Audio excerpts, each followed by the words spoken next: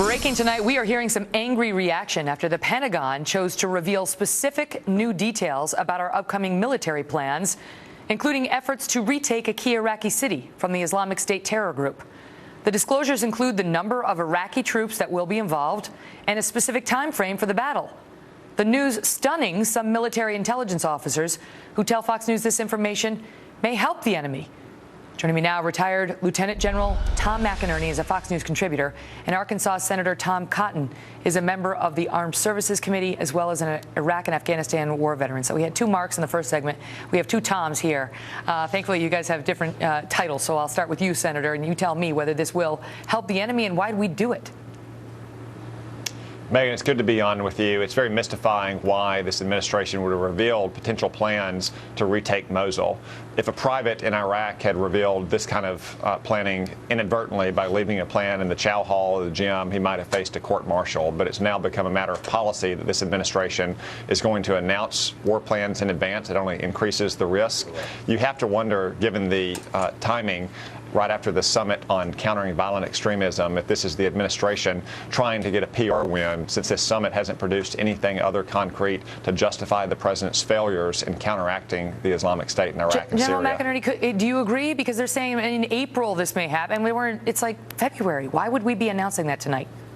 Oh, I agree with Senator Cotton. It's absolutely bewildering.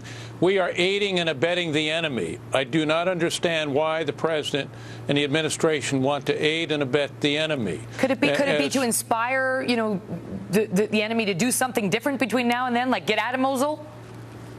Well, maybe.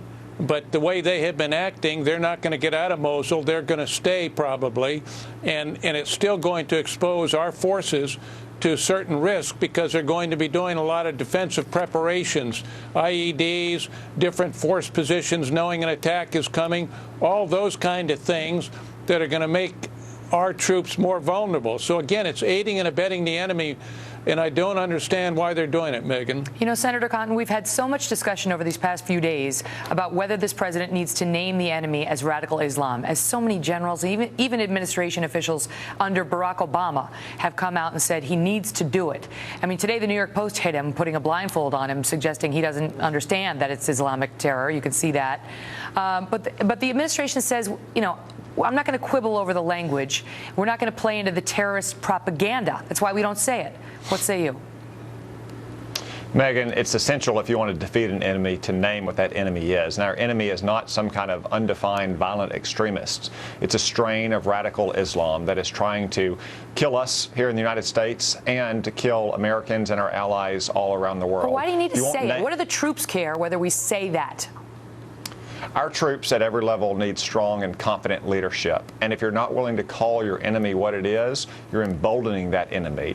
You're making the Islamic State a stronger force that plays into the myth that America is a paper tiger that doesn't have the courage to even call our enemy what it is. And also, it's repeating the pattern that this president has of underestimating our enemies. Just a month ago, he taunted Vladimir Putin in the State of the Union. Now Vladimir Putin controls more of Ukraine than he did a month ago. A year ago, he called the Islamic State the JV team. If we're not willing to call our enemy what it is and confront it on its own terms, then our enemy knows that it's on the offensive, and that's why it's recruiting so many jihadis from around the world. General McInerney, President Obama said it's not playing into their hands.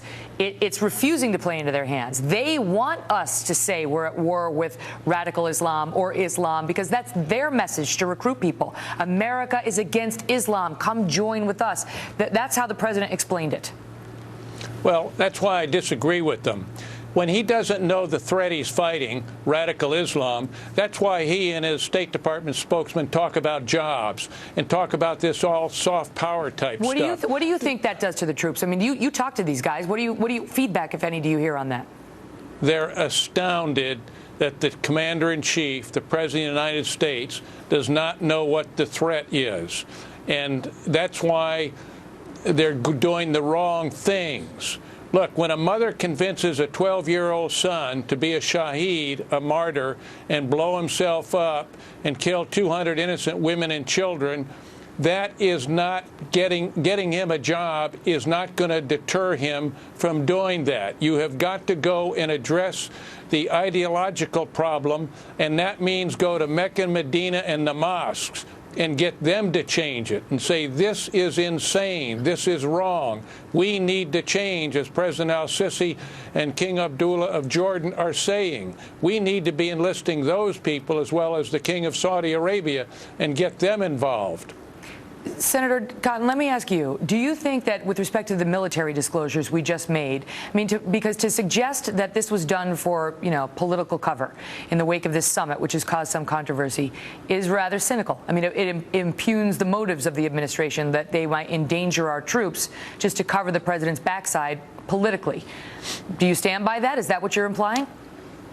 Megyn, there are many reports from many generals and admirals, active duty and retired, who say that the president and his senior West Wing advisors are micromanaging this war to a degree that they have never seen before.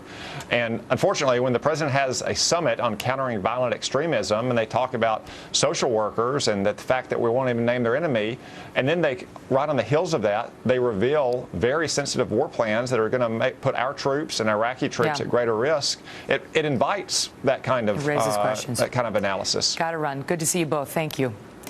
We are also getting reports tonight of bodyguards getting involved when an Iranian diplomat started yelling at Secretary of State John Kerry. James Rosen is next with an unbelievable story.